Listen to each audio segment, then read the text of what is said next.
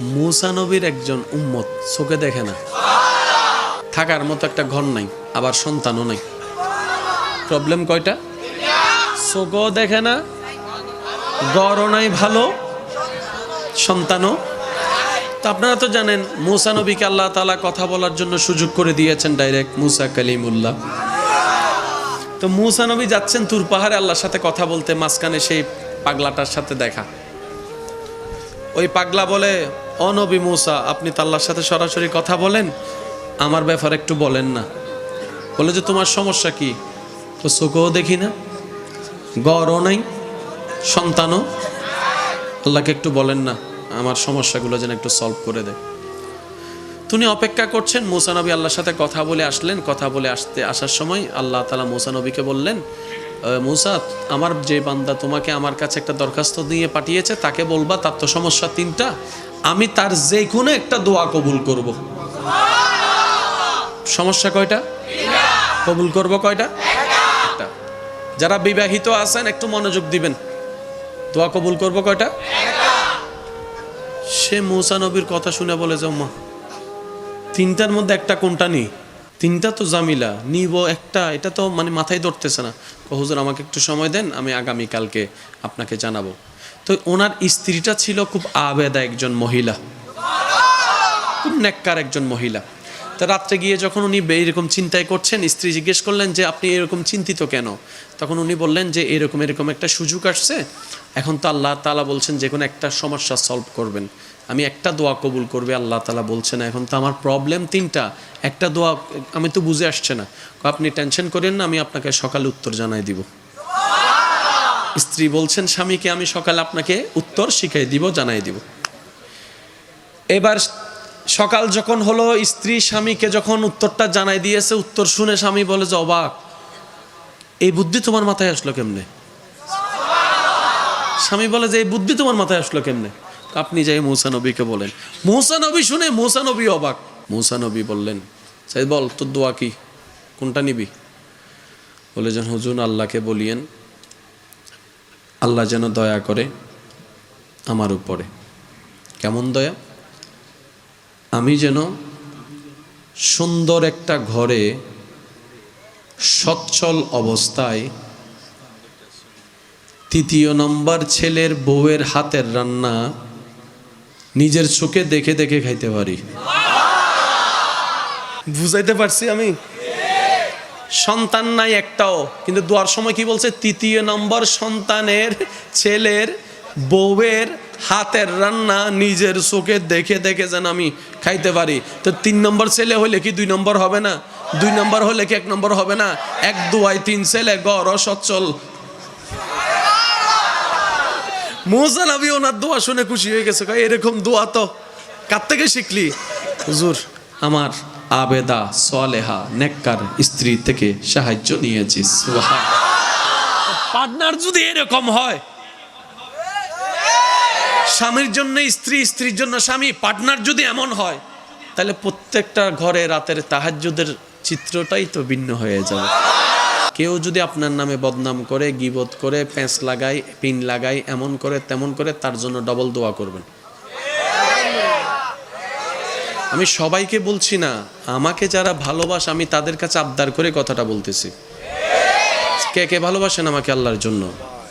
আল্লাহ মহব্বত কবুল করুক। পারবেন ইনশাল্লাহ?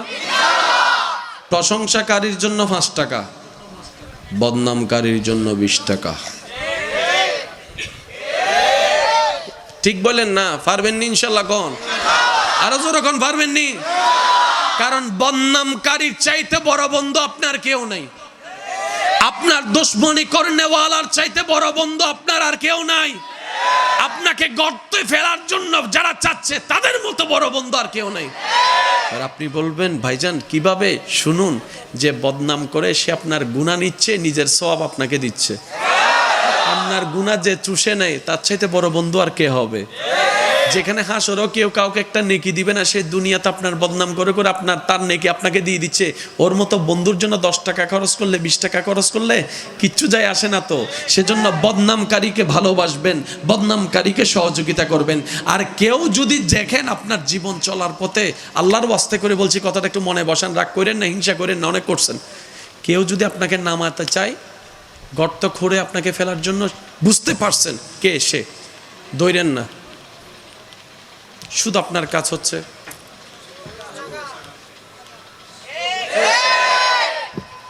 ফেলতে চাচ্ছে বান্দা, যদি ধৈর্য ধরতে পারেন আপনাকে এর চাইতে বেশি উপরে তুলে দিবেন তার আল্লাহ। আর একটু জোরে বলেন না। তো উপরে যদি উঠতে চান, নামানোর জন্য কিছু মানুষের দরকার। এবার বলেন, আমরা নামানোর জন্য যারা বদনাম করে তাদেরকে আমরা কি বলি? সে আমার কোথায় লাগছে? বলেন না, সে আমার কোথায় লাগছে? সে আমাদের কোথায় লাগছে? আপনি তো নিজেই বলে দিয়েছেন সে আপনার পিছনে। পিছনের মানুষকে পিছনে থাকতে দেন না। আপনি কেন সামনের মাথা দিয়ে তার কথা ভাবতেছেন? আরে সে বোকা বলে তো নিজে পিছনে গিয়ে অটোমেটিক আপনাকে সামনে এগিয়ে দিয়েছে। ওয়াইলুল লিকুল্লি হুমাজাতিল লুমাজা। বদনামকারীকে আর আজকে থেকে কোনো গালাগালি করবেন নি, বদনাম করবেন নি, রাগ করবেন নি, কোনো করবেন কিচ্ছু পাইতেন না। আর যদি বলবেন যা মাফ করে দিছি, মাফ করে দিছি, আল্লাহ আপনাকে মাফ করে দিবে। এবার আসেন, আমার কথায় কষ্ট পাচ্ছেন আপনারা? ভাইয়া প্লিজ, ভাইয়া। তাহলে যে 1 প্লেট ভাত খাওয়াবে আজীবন তাকে শ্রদ্ধা এবং সম্মান মনে রাখতে হবে, রাইট? কেউ যদি আপনাকে জাহান্নাম থেকে বাঁচায়, তাকে কেমন করতে হবে আপনার বিবেকের উপর ছেড়ে দিলাম। এবার আসুন, ইজা জুলজিলাতিল আরদু জিলজালাহা ওয়া আখরাজাতিল আরদু আসকালাহা ওয়া ক্বালাল ইনসানু মা লাহা। সব কিছু শেষ, আর কিচ্ছু। যেদিন আল্লাহর ইচ্ছা হবে আল্লাহ ইসরাফিলকে বানাবেন, আবার সিংহায় ফু দিবেন, সবাই বাঁশির সুরে সুরে হাসরের ময়দানে যাবে। হাসর পুরাটা খালি, আল্লাহ আছেন আর ফেরেশতা আছেন, আর কেউ। তো ফেরেশতা বলবেন, আল্লাহ বিচারক তো তুমি আছো। আমি সবার মনোযোগ চাচ্ছি প্লিজ, কারণ এই সিচুয়েশনটা একদিন আপনাকে আমাকে ফেস করতে হবে। আল্লাহ বিচারক তো তুমি আছো, ফেরেশতা আমরা পুলিশ তো আছি, আসামির তো দরকার। আল্লাহ আসামিগুলোকে উঠাই। আল্লাহ পাক বলে যে দাঁড়াও, আগে আমার নবী রহমতুল্লিল আলামিনকে হাসরে আনো। আমাদের নবীকে, আমাদের নবী, আমার নবী রহমতুল্লিল আলামিনকে হাসরে আনো। আল্লাহ ওনার চিহ্ন তো দেখছি না। কই দেখো, যেখান থেকে নূরের আলো বের হচ্ছে। আচ্ছা, এবার জিব্রাইল ফেরেশতাদেরকে নিয়ে ওখানে যাবেন। যাওয়ার পরে নবীজির সামনে গিয়ে যখন নবীকে সালাতু সালাম দিবে, আল্লাহর হুকুমে নবীর সে রওজা পাকের উপরের যা আছে থাকবে তা সরে যাবে। আমাদের নবী রওজা থেকেই প্রথম হাসরের ময়দানে প্রথম বের হচ্ছেন, প্রথম বের হচ্ছেন, প্রথম বের হচ্ছেন। আপনার নবী, আমার নবী। এবার শব্দটা শুনেন, নবীজি প্রথম হাসরের ময়দানে উঠেই প্রথম যেই কথাটা বলবেন, ইয়া আখি জিব্রাইল, ও আমার ভাই জিব্রাইল, আইনা উম্মতি, আইনা উম্মতি, আইনা উম্মতি, আইনা উম্মতি, আইনা উম্মতি। ও জিব্রাইল, আমার উম্মত কোথায়? আমার উম্মত কোথায়? আমার উম্মত কোথায়? যিনি হাসরের ময়দানে উঠে সর্বপ্রথম আপনার কথা বলবে, আমার কথা বলবে, আমাদের কথা বলবে। ও জিব্রাইল, আমার উম্মত কোথায়? ইয়া রাসূলুল্লাহ এখনো উঠে নাই। আচ্ছা,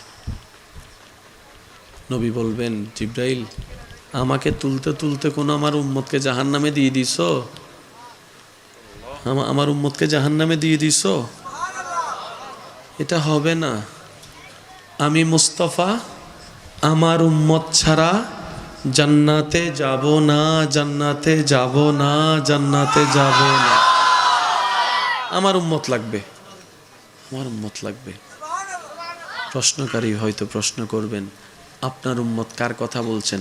আবু বকর সিদ্দিকের কথা, ওমর ফারুকের কথা, উসমান গনির কথা, মৌলা আলীর কথা, মা ফাতিমার কথা, হাসান ও হোসাইনের কথা। নবী হয়তো বলবেন না, ওনাদেরকে নিয়ে আমি চিন্তা করি না, আমি তো চিন্তা করছি আমার সেই গুনাহগার উম্মতদেরকে নিয়ে। আমি তো চিন্তা করছি আমার সেই গুনাহগার উম্মতদেরকে নিয়ে, যাদেরকে আমি সুপারিশ না করলে জান্নাতে যাওয়ার কোনো সুযোগ হবে না। আমি আমার উম্মতদের কথা ভাবছি। এই বলে নবী যাবেন। রব বলবেন, হাবিব সবার জন্য রেখেছি, আপনার জন্য রেখেছি মকামে মাহমুদ, মকামে মাহমুদ, মকামে মাহমুদ। নবী সেদিন বলবে, আল্লাহ আমার আসনের দরকার নাই, আমার আসনের দরকার নাই। নবী সিজদায় চলে যাবেন, সিজদায় চলে যাবেন রবের দরবারে। কঠিন মুহূর্ত শুরু হয়ে যাবে, চতুর্দিকে নফসি নফসি স্লোগান শুরু হবে। নবী সিজদায় চলে যাবে।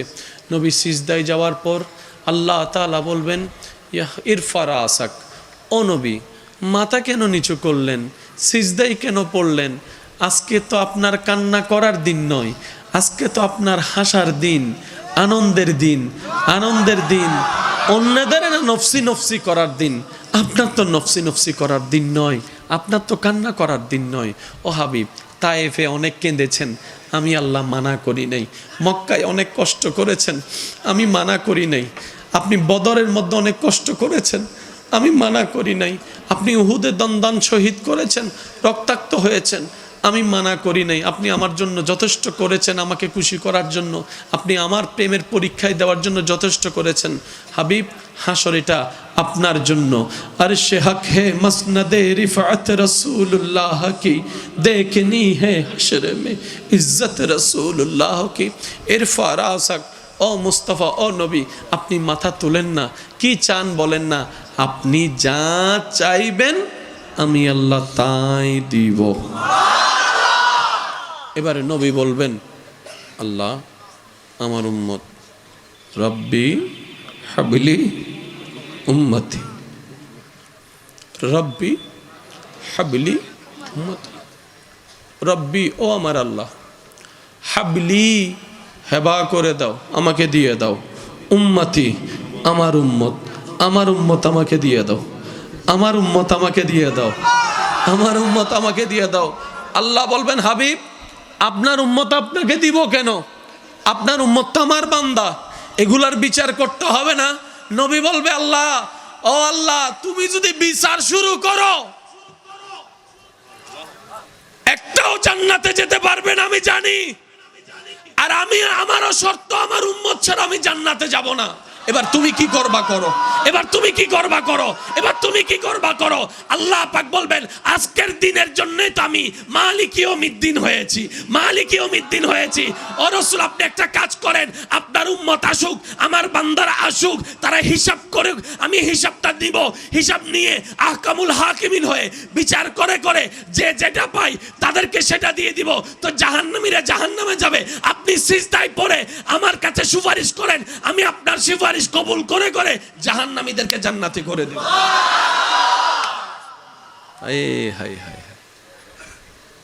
আমাদের জন্য কেঁদেছেন, আমাদের জন্য কাঁদছেন, আমাদের জন্য কাঁদবেন, তিনি হচ্ছেন নবী রাহমাতুল লিল আলামিন। মায়ার অনেক নিদর্শন আছে, অনেক অনেক অনেক নিদর্শন আছে, কিন্তু উম্মতের প্রতি নবীর যে ভালোবাসার নিদর্শন নবীজি রেখেছেন, এটার সামনে কোনো ভালোবাসার অস্তিত্ব নেই, কোনো মায়ার অস্তিত্ব নেই, কোনো ভালোবাসা মহাব্বতের অস্তিত্ব নেই। যখনই কেঁদেছেন আমাদের জন্য কেঁদেছেন।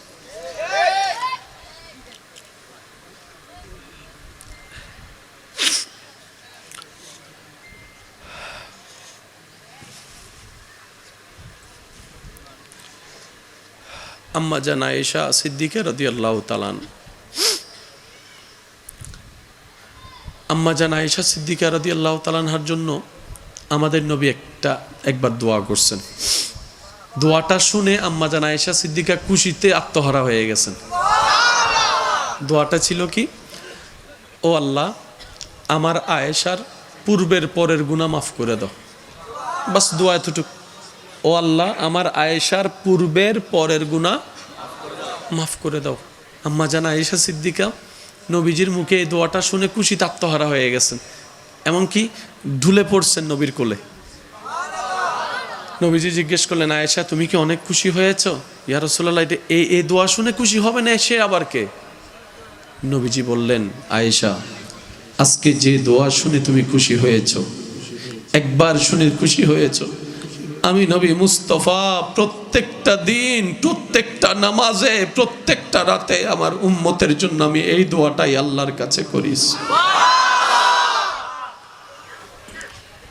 নবী রহমাতুল লিল আলামিন। সুবহানাল্লাহ কি ভাইয়া মুখে আসবে? আর একটু জোরে বলা যাবে? নবীর ভালোবাসার সামনে কারো ভালোবাসার অস্তিত্ব নেই। আজকে আমরা এত পিছিয়ে আছি কেন জানেন? আজকে আমাদের অন্তরে এত অশান্তি কেন? যে জায়গাটা যার, তাকে না দিয়ে অন্যকে দিয়ে বসে আছি। মনে রাখবেন আমার যুবক ভাইয়েরা, আমার বোনেরা, মানেন কিংবা না মানেন আপনার ব্যক্তিগত ব্যাপার, কিন্তু রবের সিদ্ধান্ত কখনো পাল্টাবে না। এটা আল্লাহ এবং রসুলের, এটা আল্লাহ এবং রসুলের, এটা আল্লাহ এবং রসুলের, এটা আল্লাহ এবং রসুলের। এই জায়গায় যখন আমরা আল্লাহ এবং রসুলের ভালোবাসার চাইতে অন্যের ভালোবাসা অন্তরে বেশি জায়গা দিয়ে ফেলি, ওই ভালোবাসার মানুষগুলাই একদিন পিঠের মধ্যে মেরে দেয়। মনে রাখবেন এই কথা। তা ভালোবাসতে আল্লাহ কাউকে নিষেধ করে নাই। সন্তান হিসেবে অবশ্যই মা বাবাকে ভালোবাসতে হবে, স্বামী হিসেবে অবশ্যই বউকে ভালোবাসতে হবে, স্ত্রী হিসেবে অবশ্যই স্বামীকে ভালোবাসতে হবে, কিন্তু শর্ত একটাই, আল্লাহ এবং রসুলের ভালোবাসা আগে রেখে তারপরে এই ভালোবাসা। আপনি যদি বলেন যে ভাইয়া আমি রাখছি, তো আমি শুধু এতটুকু বলবো, মাঝে মধ্যে আমার মিস করেন? করি তো, কথা বলতে না পারলে এখানে একটু কেমন কেমন। জোরে বলেন না। ছেলে মেয়েকে ভালোবাসেন, বুঝেন? বুঝি তো। কেমনে? ছেলে মেয়ের চেহারা যদি কয়েকদিন করে না দেখি, এখানে কেমন কেমন। তো কয়েকটা দিন যে নামাজ পড়তে পারেন না, এখানে কি তেমন তেমন লাগছে?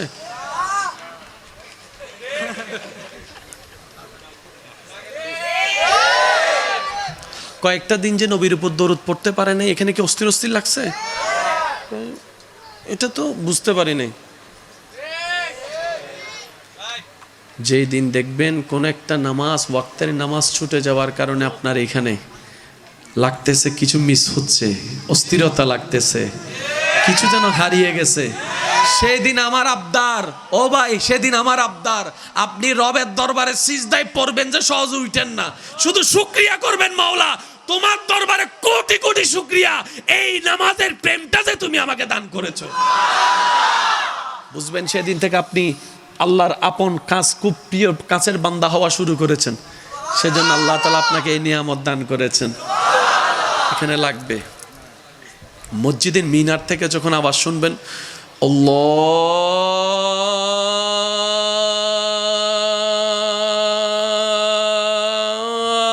আল্লাহু আকবার, আল্লাহু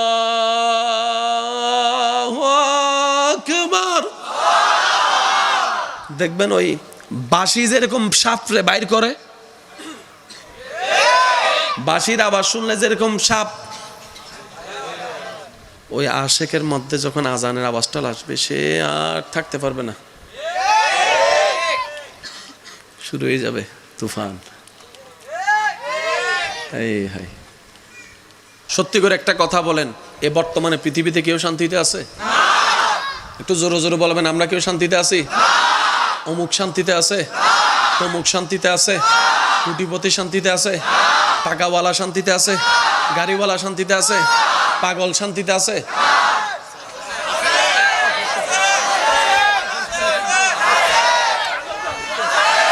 পাগল শান্তিতে আছে, পাগল শান্তিতে আছে, পাগল শান্তিতে আছে। দুনিয়ার পাগল যদি এত শান্তিতে থাকতে পারে অশান্তি জগতে, যারা রবের প্রেমের পাগল হবে কেমনে বুঝায় ভাই আপনাদেরকে? তাদের সুখ খুঁজতে হয় না, সুখ তাদের কাছে এসে ধরা দেয়, ভাই আমার একটু নেই। সুবহানাল্লাহ, জোরে বলো না রে। আল্লাহ তাদের ব্রেন এবং মনকে এমন রহমত দিয়ে ঢেকে দেয়, তাদের আর অশান্তি ছুঁইতে। যাক, অনেক কষ্ট দিয়ে দিলাম আপনাদেরকে, আমি বিদায় নিচ্ছি আপনাদের থেকে। ভাই প্লিজ প্লিজ, আচ্ছা আই লাভ ইউ কইছি, আই লাভ ইউ, আমার আই লাভ ইউ করেন না, করেন করেন, আই লাভ ইউ করেন, তাহলে যাইতে দেন। দে দে পাল তুলে দে মাঝি, ছেড়ে দে নৌকা মাঝি। উচ্চ আওয়াজ একবার বলেন মারহাবা। এক আশেকের কথা মনে পড়ছে, কমুনি বলবো। মুসা নবীর একজন উম্মত, চোখে দেখে না, সুবহানাল্লাহ কন্যা, চোখে থাকার মতো একটা ঘর নাই, আবার সন্তানও নাই। প্রবলেম কয়টা? জোরে বলেন, প্রবলেম কয়টা? চোখও দেখে না, গড়ও নাই ভালো, সন্তানও। তো আপনারা তো জানেন মুসা নবীকে আল্লাহ তাআলা কথা বলার জন্য সুযোগ করে দিয়েছেন ডাইরেক্ট, মুসা কালিমুল্লাহ। তো মুসা নবী যাচ্ছেন তুর পাহাড়ে আল্লাহর সাথে কথা বলতে, মাঝখানে সেই পাগলাটার সাথে দেখা। ওই পাগলা বলে, ও নবী মুসা, আপনি তো আল্লাহর সাথে সরাসরি কথা বলেন, আমার ব্যাপারে একটু বলেন না। বলে যে তোমার সমস্যা কি? তো চোখও দেখি না, গড়ও নাই, সন্তানও, আল্লাহকে একটু বলেন না আমার সমস্যাগুলো যেন একটু সলভ করে দেয়। তিনি অপেক্ষা করছেন, মুসা নবী আল্লাহর সাথে কথা বলে আসলেন। কথা বলে আসার সময় আল্লাহ তাআলা মুসা নবীকে বললেন, মুসা, আমার যে বান্দা তোমাকে আমার কাছে একটা দরখাস্ত নিয়ে পাঠিয়েছে তাকে বলবা তার তো সমস্যা তিনটা, আমি তার যে কোনো একটা দোয়া কবুল করব। সমস্যা কয়টা? কবুল করব কয়টা? একটা। যারা বিবাহিত আছেন একটু মনোযোগ দিবেন, দোয়া কবুল করব কয়টা? সে মুসা নবীর কথা শুনে বলে যে মা, তিনটার মধ্যে একটা কোনটা নেই? তিনটা তো জামিলা, নিব একটা, এটা তো মানে মাথায় ধরতেছে না। হুজুর আমাকে একটু সময় দেন, আমি আগামীকালকে আপনাকে জানাবো। তো ওনার স্ত্রীটা ছিল খুব আবেদা একজন মহিলা, খুব নেককার একজন মহিলা। তো রাত্রে গিয়ে যখন উনি এইরকম চিন্তায় করছেন, স্ত্রী জিজ্ঞেস করলেন যে আপনি এরকম চিন্তিত কেন? তখন উনি বললেন যে এরকম একটা সুযোগ আসছে, এখন তো আল্লাহ তাআলা বলছেন যে কোনো একটা সমস্যা সলভ করবেন, আমি একটা দোয়া কবুল করবে আল্লাহ তাআলা বলছেন, এখন তো আমার প্রবলেম তিনটা, একটা দোয়া আমি তো বুঝে আসছে না। আপনি টেনশন করেন না, আমি আপনাকে সকালে উত্তর জানাই দিব। স্ত্রী বলছেন স্বামীকে, আমি সকালে আপনাকে উত্তর শিখাই দিব, জানাই দিব। এবার সকাল যখন হলো, স্ত্রী স্বামীকে যখন উত্তরটা জানাই দিয়েছে, উত্তর শুনে স্বামী বলে যে অবাক, এই বুদ্ধি তোমার মাথায় আসলো কেমনে? স্বামী বলে যে এই বুদ্ধি তোমার মাথায় আসলো কেমনে? আপনি যাই মুসা নবীকে বলেন। মুসা নবী শুনে মুসা নবী অবাক। সুবহানাল্লাহ বলা যাবে? মুসা নবী বললেন, সাইদ বল তোর দোয়া কি, কোনটা নিবি? বলে যেন হুজুর আল্লাহকে বলিয়েন আল্লাহ যেন দয়া করে আমার উপরে। কেমন দয়া? আমি যেন সুন্দর একটা ঘরে সচ্ছল অবস্থায় তৃতীয় নম্বর ছেলের বউয়ের হাতের রান্না নিজের চোখে দেখে দেখে খাইতে পারি।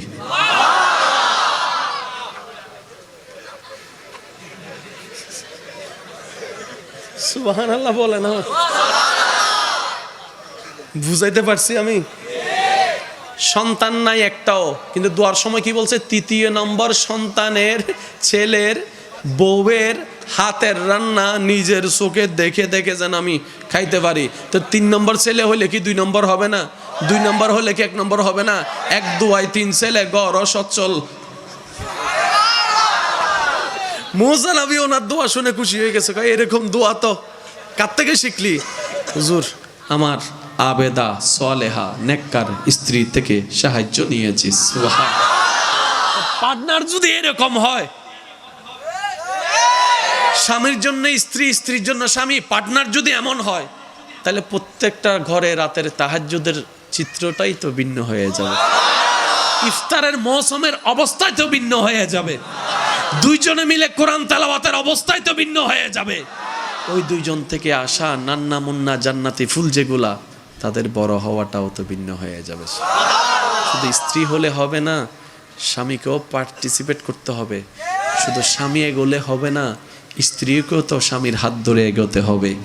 সেজন্যই তো একজন আরেকজনের পোশাক বলা হয়েছে ইসলামে। স্বামী ছাড়া স্ত্রী অচল, স্ত্রী ছাড়া স্বামী অচল। স্বামীর জন্য স্ত্রী নিয়ামত, স্ত্রীর জন্য স্বামী নিয়ামত। স্বামী ছাড়া স্ত্রী অচল, স্ত্রী ছাড়া স্বামী অচল। তাই তো দুজন বন্ধু, বেস্ট ফ্রেন্ড। বলেন না সুবহানাল্লাহ। আল্লাহ আমাদের সকলের হাজিরি কবুল করুক। 5 ওয়াক্ত নামাজ পড়বো তো ইনশাআল্লাহ। একটু জোরে জোরে বলেন ইনশাআল্লাহ। বড়দের সম্মান করব ইনশাআল্লাহ। ছোটদেরকে স্নেহ করব ইনশাআল্লাহ। সুযোগ খাবো মেয়েদেরই